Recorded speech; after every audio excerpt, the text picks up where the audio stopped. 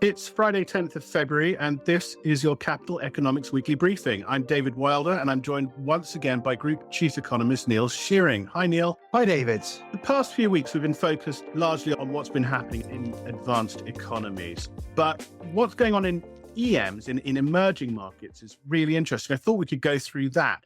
Coming up, we've got senior economists from our EM team talking about the Adani Group's woes and the macro stability risks around the Indian banking system and the risks for EMs more generally that come from banking. But I thought we could take another step back because this has been a really notable global tightening cycle, and I thought it'd be worth talking about what that means for EMs. So this year is the 25th anniversary of when the Asian financial crisis went truly global. Asia in 1998 spiraled further down from the crisis that started the year before. In Indonesia, President Suharto's thrown out of office. But also you've got Mexico and Brazil getting hammered and Russia defaulting, the IMF flying around pushing austerity as economies collapse and markets melt down. And it's all capped by the failure of the LTCM hedge fund, which made these bets on moves in markets that went spectacularly wrong. And then Time magazine had that very famous cover about the Committee to Save the World with Larry Summers and Robert Rubin and Alan Greenspan. There's lots of reasons for the crisis, but one of the triggers was Fed tightening earlier in the decade. We've had nearly 500 basis points of Fed hikes in this, the most aggressive tightening cycle since the early 80s. For the most part, I guess that's key, EMs have been relatively quiet. So why is this time different? I think you have to go back to 97, 98, as you say, 25 years since those crises started, to really understand why this time is different, because it was those crises that laid the foundations for reform in emerging economies that mean that they're now much better placed to withstand this tightening cycle. No, you don't have to cast your mind back 25 years, cast your mind back 12 months. And there's lots of commentary about how Fed tightening would precipitate crises across emerging economies. Now, we were always a bit skeptical about that because of the fact that the balance sheet vulnerabilities in emerging economies, to our minds, just weren't there anymore. At least they were less sensitive to the effects of Fed tightening. The key issue is that, wind the clock back 25 years, EMs were borrowing principally in foreign currencies, in US dollars. That created some balance sheet mismatches. They had fixed exchange pegs. When those broke, you got really extreme balance sheet strains. And of course, higher US rates means higher rates on foreign currency borrowing. This time, though, most EMs borrow in local currency. There's been a huge expansion of domestic currency debt markets in EMs over the past 25 years, precisely in response to those crises. So we've had the most aggressive tightening cycle in the US and in other advanced economies for 40 years, but EMs by and large have come through it in relatively good shape. Now, there's been some exceptions. We can get onto to those, but by and large, you look at the major EMs, they've come through in much better shape. They're slowing, some are in recession. They've certainly had the same inflation challenges, but we're not having the same systemic crises that we had in 97, 98. So you mentioned those inflation challenges. EMs have also been caught up in this global inflation surge. How have they handled it? How have central banks in emerging markets managed this surge in price pressures? Well, I think anyone looking to time and understand what central banks do in inflation cycles, the temptation is to look to history. Often history is a bit of a guide to these things. And typically what tends to happen is EM central banks tend to follow the Fed. So the Fed tightens, EM central banks tighten. The Fed loosens, EM central banks loosen. This time, however, was different in one important respect, which is although EM and DM policy cycles have been broadly aligned, i.e. rates have been going up everywhere, it's been the EM central banks that have led in this tightening cycle. They've not stuck around and waited to see what the Fed or the ECB or the Bank of England are doing. They have just got on and tightened. When the Fed was still debating whether or not inflation was transitory, EM central banks didn't hang around to wait and see whether it was transitory. They just got on with hiking, and they hiked pretty aggressively. In most of the major emerging economies outside of Asia, we estimate the policy rates are now well above their neutral rates. So they've hiked early and they've hiked pretty aggressively. And I think that speaks to a difference in attitudes towards inflation across emerging market central banks compared to advanced economy central banks. Generally, central bank governors and policymakers in the emerging world, they were schooled in the 1980s, the 1990s, the 2000s. They came through in a generation that was scarred by inflation or had experienced very rapid rates of inflation firsthand. So that meant, I think, they acted pretty early. And like I say, they didn't wait to follow the Fed. And where are they in the cycle now? This week we've had some more decisions coming in. What can we learn from those? Well, over the past week, we've had central bank meetings in India, in Mexico, in places like Peru, Romania. There's obviously one of the pitfalls, I think, of any EM analysis is to say emerging markets are doing X, Y, or Z. There's clearly a lot of diversity within that group and differences across that group. So we had a pretty hawkish move by the Mexican central bank. They raised by 50 basis points and issued a pretty hawkish statement. But I think the main message across EM central banks is that a number have now signaled that they've finished with their tightening. Now, they're not yet contemplating easing, but I think it's notable that several mid-sized EM central banks have called a halt to tightening so far. They've paused. That was the case in Peru and Romania in the past week. In the case of India, there's less of a clear signal, but we think they've probably finished. The Reserve Bank there has probably finished its tightening cycle too. So you have this message coming through where it looks like EM central banks were earlier to start tightening. They tighten more aggressively. And I think they're going to be earlier to complete tightening too. The markets are still contemplating, of course, just how far the Fed's going to have to go, how long rates are going to have to be kept at these very high levels. In EMs, that debate is a bit more advanced, and we've got to the end of tightening cycles a bit earlier. So speaking of the Fed, the big release for the coming week is January CPI. We're going to be looking for more evidence of disinflation, but it's coming off the back of that massive jobs number. How will that play out? Yeah, so just on the inflation number, there's going to be some focus obviously on the headline number. There's been a rebound in gas prices and petrol prices in the US over the past month or so. That will show up in the data, but equally there's been a drop in natural gas prices too. So those two things we think might offset on the headline measure. Of course, the Fed is going to be looking at what's happening to core price pressures, core inflation pressures. I think there's some upside risk there from used vehicle prices, which have been rebounding over the past few weeks and months, according to the auction data. But we've gone for another 0.3% month on month in core. So a bit stronger than the Fed would ideally like, but certainly nowhere near the rates that we were seeing, rates of monthly increases that we were seeing earlier last year, and similar to what we had in December's data too. You mentioned some exceptions in this cycle for EMs, and obviously there have been outliers. Sri Lanka and Ghana have defaulted already. Tunisia looks set to follow, and all eyes, of course, are on Pakistan. But in totality, is it fair to say that EMs are out of the woods, or is there still a risk of a broader crisis lurking out there? I think in totality, probably are out of the woods insofar as there's a risk of a crisis, a systemic crises across emerging economies. Yes, there are pockets of risks and vulnerabilities. We've been talking about those for the past 12 months on our various EM services. And that's not to downplay the significance for the local economies or indeed local investors in those markets.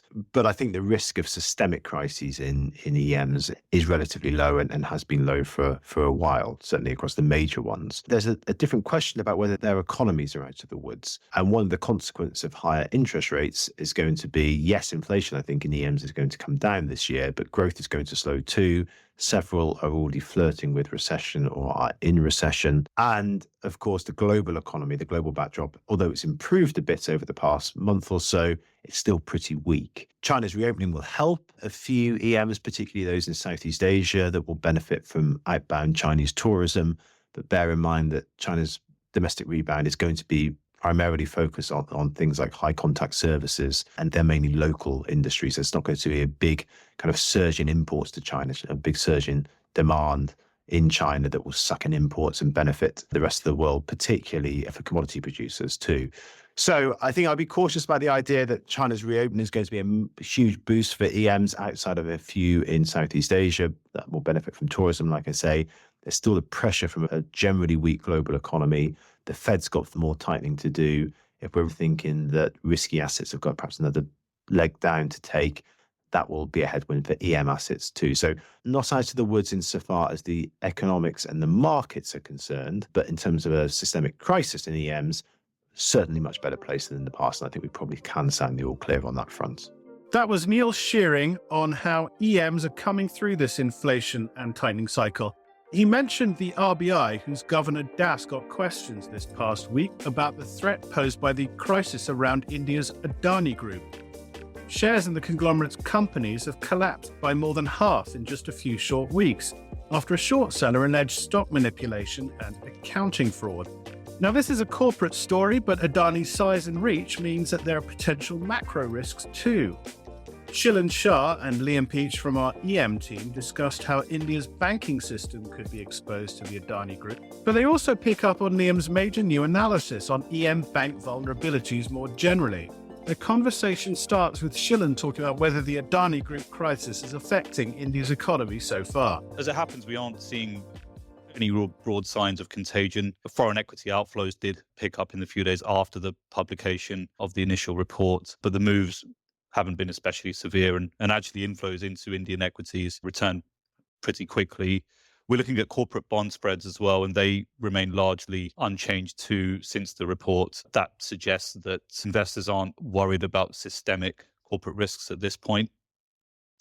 But I think it's important to highlight the areas where risks might take a bit longer to materialize. And one of those is in the banking sector. Many local banks have distanced themselves from the conglomerate, as is their wont, of course. We had the RBI sounding pretty bullish, really, on the overall health of the banking sector. But we do know that the Adani Group is highly leveraged, and exposure can also take a long time to surface. Liam, you've been looking into the health of banking sectors, not only in India, but across the emerging world. So when it comes to the ability to absorb loan losses, how does India fare relative to other EMs? And I guess, do you share the same confidence as the RBI? Yeah, thanks, Jill. And I think you're referring to a piece that we've done recently looking at the health of banking systems across EMs, particularly their ability to absorb loan losses. Now, banks' ability to absorb losses on their loans largely depends on their profitability and their capital. Indian banks have been among the least profitable, and they have quite low capital buffers. That's been the case for a number of years now. We've done some analysis. We've looked at the financial accounts of over 500 large banks and EMs across 30 countries, and India's one that stands out to us again as having the lowest ability to absorb loan losses. Loan loss capacity of India's banking sector is probably around 7%, 8% for most banks, which is the loss rate that they would experience on their loans to wipe out or to reduce their capital to the minimum regulatory level. That's quite concerning. So I think, it's if spillovers were to occur in India's banking sector, it's clearly some banks may run into problem. We don't know the exact extent of the exposure at the moment, but it's one that does shine up on our radar as perhaps most at risk. Yeah, certainly a less rosy assessment than the RBI has on Indian banks. On your report, though, I know that you went into really quite painstaking detail. It's a very, very impressive piece on the state of emerging market banks. Are there any other EMs that look especially vulnerable to loan losses when it comes to the banking sector? There are a few pockets of weakness that we've identified. There are some banks in Asia where loan loss absorption capacity does appear to be quite low. I'm thinking the likes of Korea, Bangladesh, Taiwan, and that's concentrated among a broad range of banks. We've also highlighted some vulnerabilities in some other countries, particularly Poland, Colombia, and Israel. Now, banking sectors in those countries on the whole generally look really strong, but there's a cluster of large banks with more than $10 billion of assets where loan loss capacity is probably only around 5%. These are banks with quite low capital adequacy and which may experience problems if loan losses rise sharply. I think the actual situation in Poland is quite an interesting one at the moment. Polish banks, or at least a number of Polish banks, have been quite unprofitable in recent years, and a number of them have quite low capital buffers. I think the problems that they're facing right now are mainly in two areas. One is that a lot of these banks have quite large exposure to Swiss franc mortgages and having to make large provisions for settlement on those, and that's eating into their profits. And at the same time, the Polish government has put in place a credit vacation, and banks having to absorb losses on that as well. So we are seeing some risks in some of these countries. I think on the whole, though, the big picture of these are just a handful of banks in a handful of countries. Some of the largest banks in these countries still look very strong, and the picture at the EM level as a whole looks quite good as well. Yeah, I think even in India's case, I think context is really quite important here. I mean, over 70% of India's banking sector is state-owned, which I think, other than China, is a higher share than in all other major emerging markets. And one thing that stood out from the Modi administration is that it has previously demonstrated that it will stand behind banks quite substantially where necessary. This was really noticeable back in 2017 with a large-scale recapitalization package. And actually, at the start of the pandemic, the RBI stepped in to support Yes Bank, which is one of the few major private lenders in India. So I think that it's clear to me that systemically important banks wouldn't be allowed to fail in India's case. That would, of course, go a long way to mitigating the risk of a full sort of banking sector meltdown if we did start to see loan losses mounting. So I think instead the way that things could play out in India in that scenario is more of a sort of slow burning crisis, really, where we get a big build up in NPLs, which then eats into profits and as a result restricts lending because banks are needing to conserve their capital. And sort of bringing that back to the macro impact, I think the result would be a much weaker investment, which in turn holds back the supply potential of the economy. So it's certainly a downside risk to what is an otherwise pretty upbeat outlook that we have on India's long-term prospects. But what that does mean is that a full banking sector meltdown doesn't seem particularly likely. I thought it was really interesting, though, your conclusions in that report more broadly on EMs. So just going back to that, I mean, what does the picture look like at the aggregate level? You were alluding to some of the strengths. Yeah, I think the good news overall is that EM banking sectors are in a really strong position. Yeah, they've come into this year with record high profitability, largely on the back of higher interest rates. Capital ratios are much higher than they were a decade ago. A lot of banks are in a very strong position to withstand an increase in loan losses. Some of the countries that we've looked at, Brazil in particular is looking really strong. Some parts of emerging Europe, the Middle East in particular looks like they could withstand quite large loan losses.